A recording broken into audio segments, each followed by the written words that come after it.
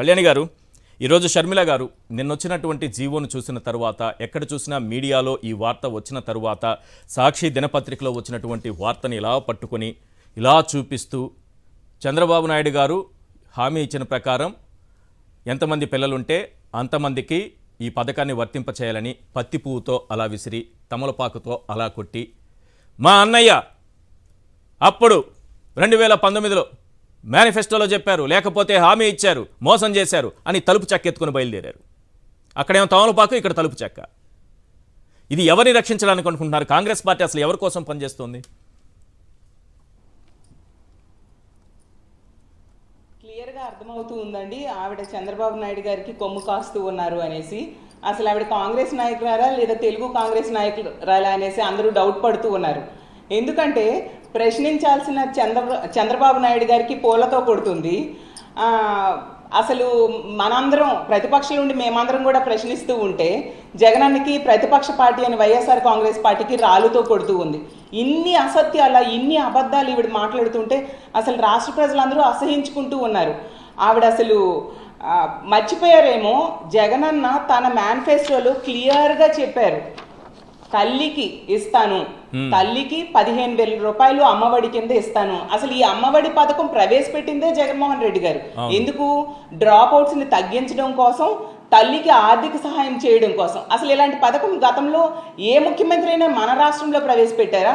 అసలు దేశం మొత్తం మీద ఏ ముఖ్యమంత్రి అయినా ఈ అమ్మఒడి లాంటి పథకాన్ని ప్రవేశపెట్టారా?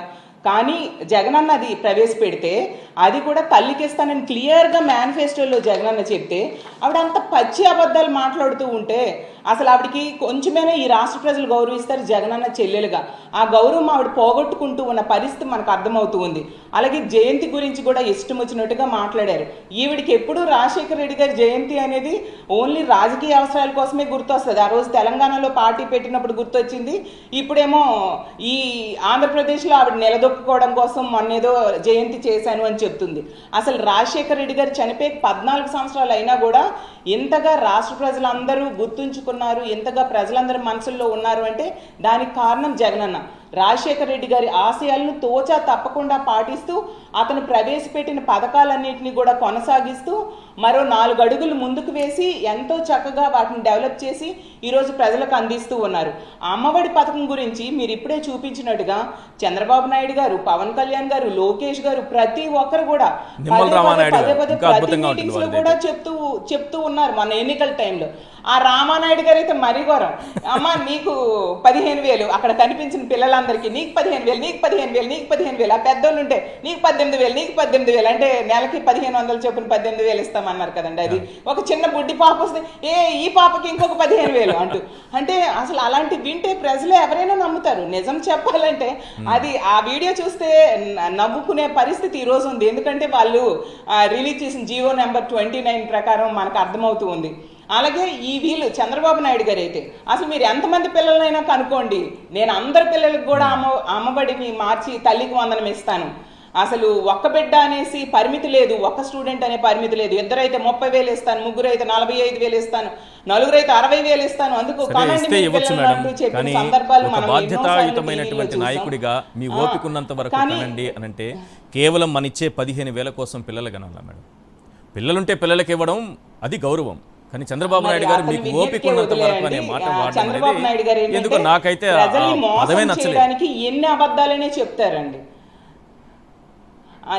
నిజమండి, అసలు రాష్ట్రంలో కూడా ఎవరికి నచ్చలేదు. కానీ ప్రజల్ని నమ్మించి మోసం చేయడంలో అందివేశం చేయి కాబట్టి ఎన్ని అబద్ధాలని చెప్తారు. మరి 14లో ఎన్ని అబద్ధాలు చెప్పారండి? రైతు రుణమాఫీ చేస్తానని మోసం చేయడం జరిగింది, మహిళలకి డ్వాక్రా రుణమాఫీ చేస్తానని చెప్పి చేయకుండా మోసం చేయడం జరిగింది, ఇంటికి ఒక ఉద్యోగం లేదా నిరుద్యోగ భృతి 2,000 ఇస్తానని చెప్పి ఇవ్వకుండా మోసం చేయడం జరిగింది, ఆడపిల్ల పుడితే 25,000 రూపాయలు ఇస్తాను అని చెప్పారు, అది కూడా ఇవ్వలేదు. ఇలా నెట్ట నీళ్ళుండా మోసం చేశారు. కానీ 5 సంవత్సరాలు అయిపోయింది, తెలుసుకున్నారు ప్రజలు, జగనన్న కోటేశారు. మళ్ళీ ఇప్పుడు జగనన్న మొన్న గత 5 ఏళ్ళు ఇచ్చిన హామీల్లో 99% నెరవేర్చారు. అసలు దేశ చరిత్రలో కానీ రాష్ట్ర చరిత్రలో కానీ ఏ ముఖ్యమంత్రి కూడా అంతగా ఇచ్చిన హామీలు నెరవేర్చలేదు. అది జగనన్న ఒక్కడే చేస్తే అంతకంటే ఎక్కువ ఇస్తాను అని చెప్పి ఇంటికేమో 3 సిలిండర్లట, ఆడోళ్ళకేమో బస్సులో ఫ్రీ ఇస్తానని చెప్పాడు, ప్రతి నెల 1500 ఇస్తానని చెప్పాడు 18 సంవత్సరాలు దాటిన నుంచి 59 సంవత్సరాల వరకు. అలాగే ఈ అమ్మఒడి అయితే మరి వాళ్ళ నాయకులు అయితేనేమి వాళ్ళు పెద్ద నాయకుల నుంచి చిన్న నాయకుల వరకు ప్రతి ఒక్కరు ఓదరగొట్టేశారు, ప్రజలు నమ్మేశారు. ఎవరికైనా ఆశ ఉంటుంది కదండి, ఓహో జగనన్న 99% నెరవేర్చాడు, అంతకంటే ఎక్కువ పథకాలు వీళ్ళు పెడతామన్నారు అనుకుని వేశారు ఓట్లు. వేస్తే నేను జీవో ఎంత ఘోరంగా, ఎంత అంటే పచ్చి అబద్ధాలు మోసానికి చిరునామా ఏంటంటే అది చంద్రబాబు నాయుడు గారు. అందులో క్లియర్గా తల్లికి అనేసి తల్లికి 15,000 ఇస్తాను అని చెప్పి రాయడం జరిగింది. అయినా షర్మిల గారు ఎవరైనా ఇప్పుడు అధికారంలో ఉన్న చంద్రబాబు నాయుడు గారిని ప్రశ్నించాలి. ప్రశ్నిస్తున్న ప్రతిపక్ష నాయకులైన మా అందరము ప్రశ్నిస్తూ ఉంటే దీనికి సమాధానం చెప్పాల్సింది అధికార పక్షం. వాళ్ళు సమాధానం చెప్పట్లేదు. ఈవిడ మధ్యలో వచ్చి ఈ చంద్రబాబు నాయుడిని భుజానికి ఎత్తుకొని అతనికి సపోర్ట్ చేస్తూ ఎప్పుడు గత 5 ఏళ్ళు పరిపాలించిన జగనన్న గురించి తప్పుడు ఆరోపణలు, తప్పుడు మాటలు ఈవిడ మాట్లాడుతూ ఉన్నారంటే ఆవిడ ఎందుకు ఎంత దిగజారుడు రాజకీయాలు చేస్తూ ఉన్నారో నాకు అర్థం కాని విషయం ఏంటంటే, రాజశేఖర రెడ్డి గారి జయంతి మడమ తిప్పని ఫ్యామిలీ, అది రాజశేఖర రెడ్డి గారిని చూసాం, జగన్మోహన్ రెడ్డి గారిని చూసాం, అదే ఫ్యామిలీ నుంచి వచ్చారు. వాళ్ళ అన్నయ్య కూడా లేకపోతే మనకు ముఖ్యమంత్రిగా, లేకపోతే ఒక పార్టీ అధ్యక్షులుగా ఆయన కూడా ఇచ్చిన మాట ప్రకారమే ఇదేంటిది నాకు అర్థం కావట్లేదు. వారసురాలుగా చెప్పుకునే వ్యక్తి ఇలా మాట్లాడడం కరెక్టేనా? ఆవిడేం వారసురాలండి. రాజశేఖర రెడ్డి గారి గురించి ఇదే రేవంత్ రెడ్డి గారు పావురారు గొట్టలో పావురమైపోయాడు అనేసి అంటూ చాలా నీచంగా మాట్లాడాడు. అలాంటి వ్యక్తిని పట్టుకొచ్చి ఈరోజు రాజశేఖర రెడ్డి గారి జయంతి వేడుకల్లో ఆవిడ పాల్గొనేట్టుగా చేసింది, అతన్ని పొగుడుతూ ఉందంటే ఇంకా ఆవిడికి విలువలు ఏమున్నాయి అని అర్థం చేసుకోవచ్చు. అసలు ఓటుకునేటి కేసులో దొంగ రేవంత్ రెడ్డి అని చెప్పిన వ్యక్తి అదే రేవంత్ రెడ్డితో కలిసి రాజకీయం చేస్తూ ఉంది అంటే ఆవిడికి ఏం విలువలు ఉన్నాయి? ఆవిడకి అసలు మారల్ వాల్యూస్ లేవు. మాట తప్పడం, మడమ తిప్పడం అనేది ఆవిడ కల్లో కూడా లేనిది. అది రాజశేఖర రెడ్డి గారికి ఉంది, అది జగనన్నకే వచ్చింది తప్ప ఈవిడ ఏ విషయంలో కూడా రాజశేఖర రెడ్డి గారు వారసురాలు కాదు. ఆవిడకి ఎప్పుడైనా రాజశేఖర రెడ్డి గారు గుర్తొస్తారు ఏంటంటే ఎన్నికల టైంలోని, లేదంటే ఆవిడ రాజకీయ మనుగడ కోసం రాజశేఖర రెడ్డి గారిని చూపిస్తూ ఉంటుంది. కానీ రాజశేఖర రెడ్డి గారి ఆశయాల్ని కొనసాగించడంలో ముందు నుంచి కూడా ఎన్ని కష్టాలు ఎదురైనా జగన్మోహన్ రెడ్డి గారు ఉండడమే కాకుండా మనం చూసాం ఆ రోజు జగన్మోహన్ రెడ్డి గారు వైఎస్ఆర్ పథకాలు ఏమి, fee reimbursement, Jagananna Aarogyasri fee reimbursement అయితేనేమి, అలాగే ఉచిత విద్యుత్ అయితేనేమి, ఆరోగ్యశ్రీ అయితేనేమి, ప్రతి పథకాన్ని కూడా ఇల్లు ఆ రోజు రాజశేఖర రెడ్డి గారు ఇల్లు ఇస్తే జగనన్న 31 లక్షలు ఇల్లు పట్టాలు ఇచ్చి 22 లక్షలు ఇల్లు కట్టిస్తూ ఉన్నారు. అసలు సాచురేషన్ మోడ్లో ఇల్లు ఇచ్చిన ముఖ్యమంత్రిని మనం ఎక్కడ చూసామండి? అది జగనన్న ఇచ్చాడు. రాజశేఖర రెడ్డి గారు ఆ రోజు ఇందిరమ్మ ఇల్లు ఇస్తే దానిని కొనసాగిస్తూ ఇంత చక్కగా అదే తెలుగుదేశం పాలనలో మనం చూడలేదు. అసలు ఇల్లు అనేది ఒక గ్రామానికి 2-3 రావడమే గొప్ప. అలాంటిది జగనన్న సాచురేషన్ మోడ్లో ఇల్లు ఇచ్చి జగనన్న కాలనీలు కట్టిన పరిస్థితి, ఊళ్ళు కట్టించిన పరిస్థితి మనం చూసాం.